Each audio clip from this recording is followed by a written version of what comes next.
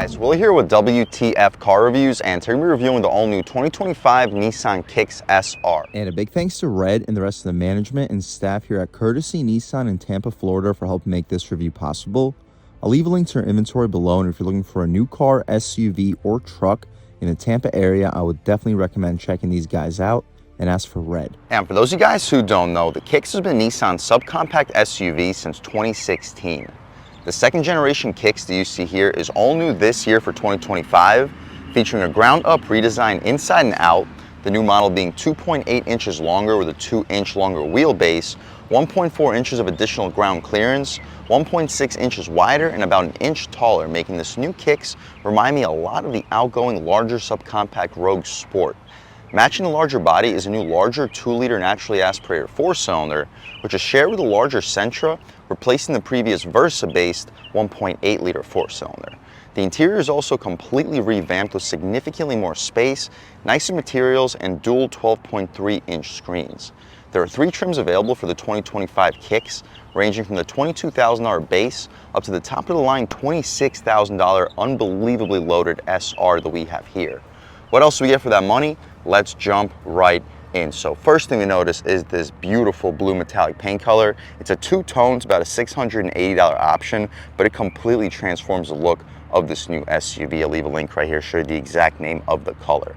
We get jewel eye projector LED headlamps, LED daytime runners right beneath it, updated Nissan badge, forward-facing camera with a 360-degree monitor, full front parking sensing. That's appreciated with a $26,000 base price.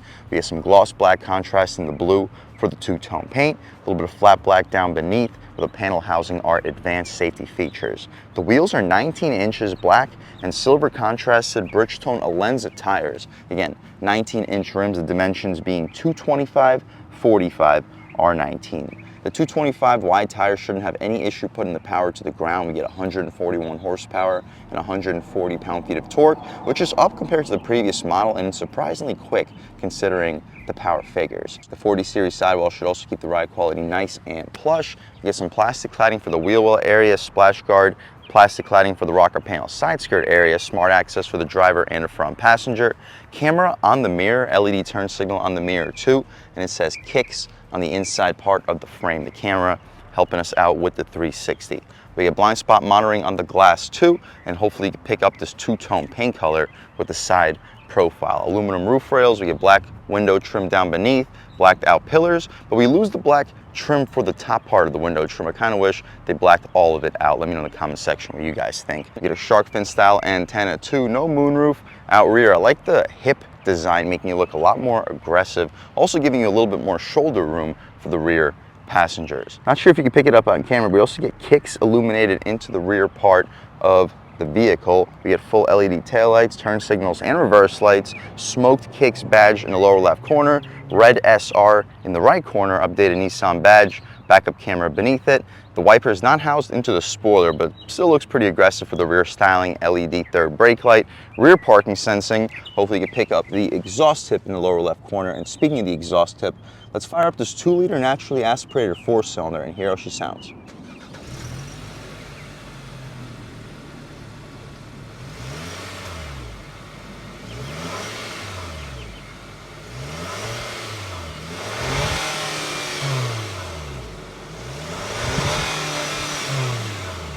Alright guys, that was the sound of the 2-liter naturally aspirated 4-cylinder sold by Nissan for the 2025 Kicks. And it sounds pretty good, cranking out 141 horsepower, 140 pound-feet of torque. Made it to a CVT transmission, sending the power to the front wheels. You can expect 0 to 60 time in the low to mid 9-second range, so definitely not the quickest. It's competitive to like a Nissan Sentra, that's where this power plant originates from. It is quicker than the outgoing model, but still, you're not buying this vehicle for performance. You're buying it for how loaded and premium and spacious it is for the $26,000 base price point.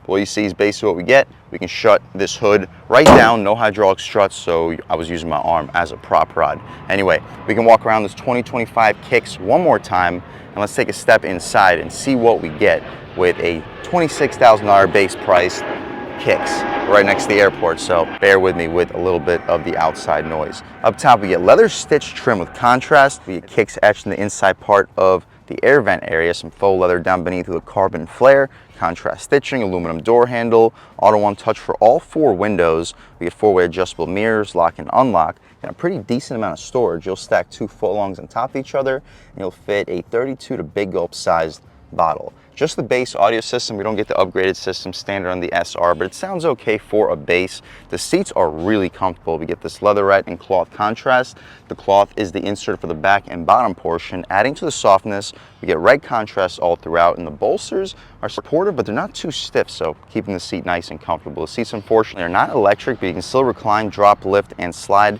them with latches. But taking a step inside, foot on the brake, engine start, stop, and everything fires right to life. So I can almost guarantee that you're going to be impressed with this interior considering the price point. The steering wheel is leather wrapped, to be expected. We get red contrast stitching, decent 10 and 2, 9 and 3 feels great. Reminds me a lot of the steering wheel that we get in the new Altima and Rogue.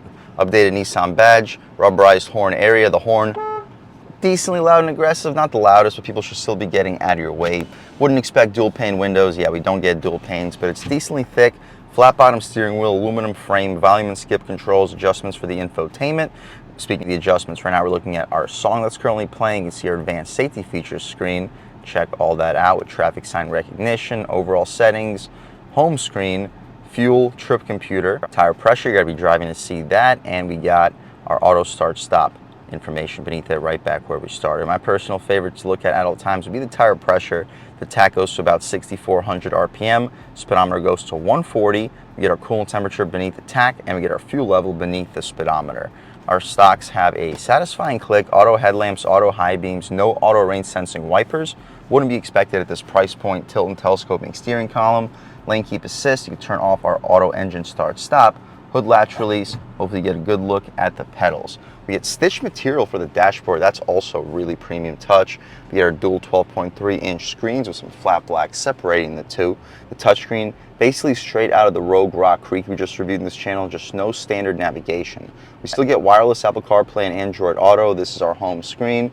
You can check it out. Sirius XM, phone information, clock, your guest, and additional info as well. Song is currently playing, phone information, there's no phone detected, and our climate controls, but we still get climate adjustments beneath, separate from the touchscreen. Unfortunately, there's still touch-sensitive buttons, but at least they're separate for the touchscreen, so we don't have to scroll through it to access it.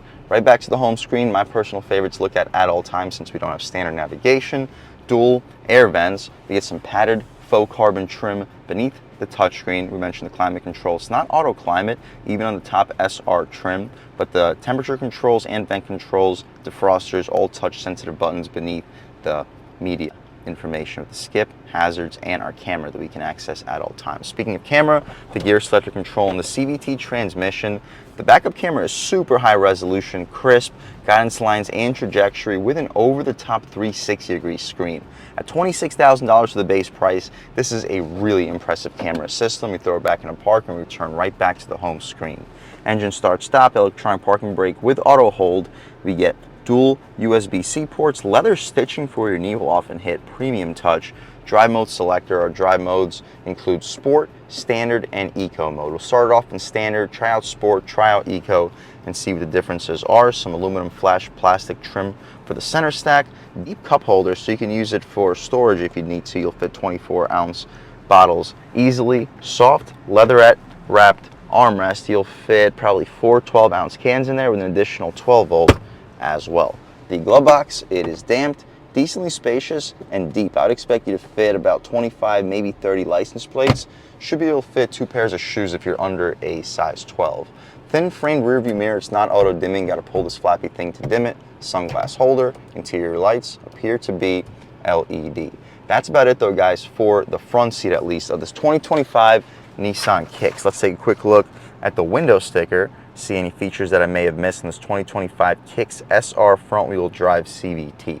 With a $26,180 base price, $250 for the splash guards, $255 for the floor mats, and $680 for the two-tone premium paint color, $13.90 for the destination, totaling us out a tick under 29,000 bucks. So yeah, we are getting up there a little bit in price for the subcompact segment, but this thing is loaded, and this premium paint is just about a must-have feature.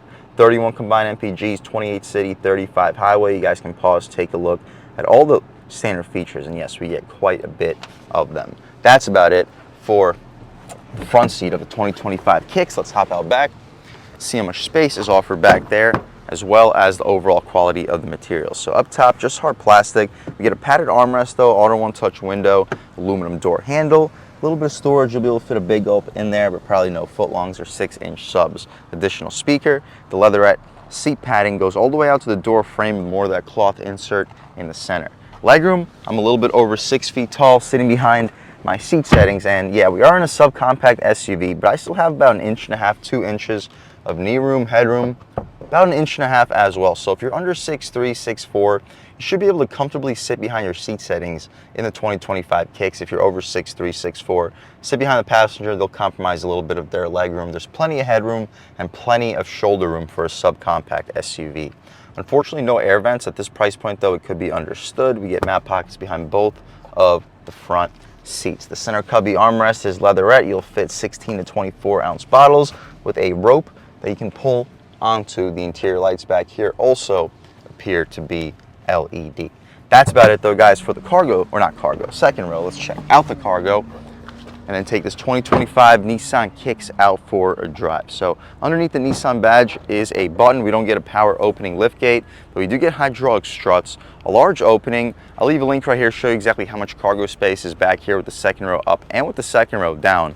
But for a subcompact SUV, it looks spacious. We get some secret storage back here too, very deep. I think you could throw a spare tire back here and have a little bit less secret storage space, but if you prefer the secret storage and the fix-a-flat kit for the run flat tires, you do have a lot of additional space for the subcompact. We get some cutouts in the corners, perfect for grocery bags, and the seats fold down 60-40 split. You fold them down, I'd expect you to fit a 70-75 inch TV back here because the floor is wide with the wheel wall cutouts. Really impressive way to maximize space here for the subcompact SUV.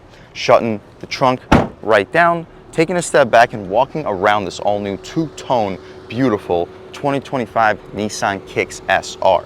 It is loaded for the price point. We are looking at a top SR trim level here, but it's a relative base. We're sitting under 30,000 bucks, even after some options and features such as this paint, which I would consider a must-have. And we get the upgraded 2-liter naturally aspirated 4-cylinder here. So if you're used to the 1.8 from the previous Kicks, this should be a little bit of an improvement when it comes to performance. And speaking of performance, let's take this 2025 Nissan Kicks SR out for a drive and see what it's got. All right, guys, now we're just about seeing everything we need to see with the inside and outside of the all-new 2025 Nissan Kicks SR.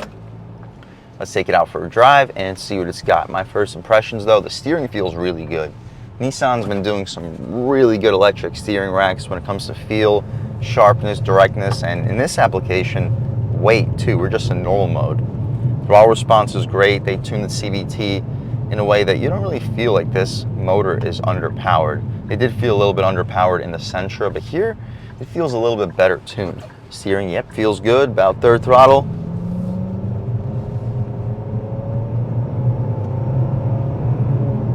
Yeah, it gets up and goes. One thing I'm noticing though, I don't know if it's the run flat tires, but I'm hearing a decent amount of road noise. I mean, it's a car that starts at $22,000 in the base application, so I wouldn't expect to be getting Mercedes S-Class isolation, but I would expect at least like Nissan Sentra isolation, and I don't really feel like this is as quiet when it comes to road noise as the Sentra. Maybe it's the tires. If we drive a lower trim, we will drive a lower trim at some point on this channel, and I'll see if the road noise continues, but it's not unbearable. This is a really rough concrete pavement, and take a listen. It's really not that bad. Brakes feel really good. We try it out in sport mode. Steering immediately gets tighter. Body roll is really limited. Wow, this thing is sharp. Turning radius, as you see, is fantastic. About half throttle. Yeah, sport mode makes things a lot more responsive. Although it sounds a little bit louder on concrete pavement than the Sentra we reviewed in this channel, it also feels a little bit quicker. Offline, sport mode, on the gas.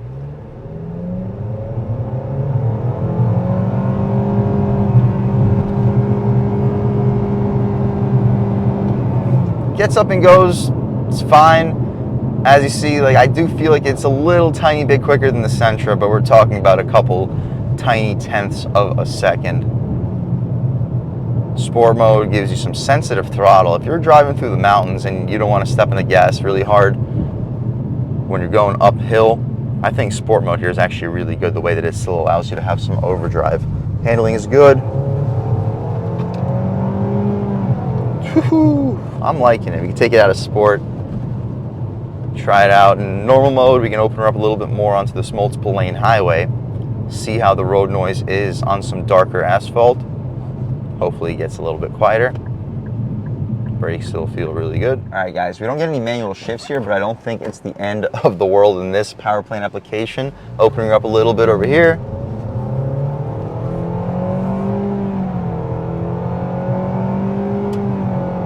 Yeah, I mean, you look down and you are moving. We got to turn around, so we'll slow down. A little bit of Florida driving from my end there, but it's okay. Nobody's behind us. We'll try out a real-world turning radius test, and I'll catch you right back with you. All right, guys, real-world turning radius is really sharp. Let this GLA get a little head start. About half throttle, normal mode. Still very, very peppy. Let's try it out in Eco, see what changes up. Steering feels the same, about half throttle. A little less sensitive, but it still downshifts you. It still gets up and goes. Keeping up with traffic in Eco. It's fine. For daily driving, if you live in a flatter area, I think Eco mode is perfectly fine for daily driving. They don't numb the throttle too much. The steering still stays pretty playful. I'll leave the car in Eco for the rest of this review. It feels fine in Eco. Through the turn, steering feels really sharp and direct. These 19-inch rims help make this feel a little bit more sporty from a driving perspective. And on darker asphalt, listen, it's quiet. So it's really just that white concrete pavement with super thick rivets that get this thing going for road noise with its vibrations. Throwing it in way quicker than we should. Ooh, school bus coming. Hopefully they don't get mad at me, but through the turn. It's a sporty platform. It's spacious. It's loaded with features, and it's comfortable. It's not fast, but it's quick enough. They tuned the CVT, they tuned the power plant in a way where you could feel like you have more power than you actually do. The car itself is light, so it not only feels responsive through the foot with the larger power plant compared to what we're used to, it also feels a lot more playful than what you would expect, considering the larger body from the outgoing model, which, let's be honest, wasn't very playful. So coming into this new larger platform, I wasn't necessarily expecting it to feel sharper when it comes to handling, but it is. Overall, guys, if you're looking for a $25,000 to $28,000 loaded premium, spacious and comfortable, good looking SUV, but again, you don't want to spend more than $25,000 to $30,000, this new 2025 Nissan Kicks is a really good vehicle to check out. And a big thanks to Red and the rest of the management and staff here at Courtesy Nissan in Tampa, Florida for helping make this review possible. I'll leave a link to their inventory below, and if you're looking for a new car, SUV, or truck in the Tampa area, I would definitely recommend checking these guys out and ask for Red. And a huge thanks to all you guys for watching. I had a great time making this video. If you're new to the channel, please subscribe. If you've already subscribed, thank you so much. You guys know the channel is just not possible without you, and I really appreciate the constant support. But again, if you haven't subscribed yet, please subscribe. Leave a like too. It really helps me out, the YouTube algorithm. That's how these videos get promoted to new people. Leave a comment. Let me know what you like. Let me know what you don't like. Leave a comment. Let me know if there's any specific cars, SUVs, or trucks you want to see reviewed on this channel, and I'll definitely try getting those videos for you ASAP. But other than that, again, thank you guys so much for watching, and I hope all of you have a great day.